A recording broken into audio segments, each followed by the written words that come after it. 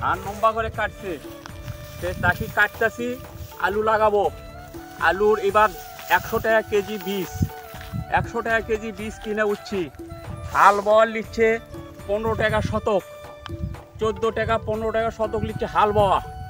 তাহলে আমরা কি করে খাবো আর কি করব? ধানের দাম এত কম, আমাকে এখানে ধান নিতেই চাচ্ছে না। সরকার বলে যে 1300 1400, আমাকে এখানে ধানই তো লিয়ে না। 1000 টাকা মন বিক্রি করতেছি, এল্লা বিক্রি করে আমাকে ওষুধের টাকা আর ধানের টাকা আমরা কি করে খাবো? সরকার এই দিকে একটু নজর দিলে আমাকে ভালো হয়। আমরা যে এত বিপদে আছি, আমরা বগুড়া জেলার এখানে খালি ধান চাষ হয়, আলু হয়, কিন্তু আমরা করে তো সুখ পাচ্ছি না, খুবই অসুবিধার মধ্যে আছি আমরা। লারা কাটে কি করবেন? লাড়া কাটে একটু আলু বো। ও আলুর বীজের দাম এবার 100 করে নিচ্ছে, 1 কেজি আলুর দাম 100 টাকা।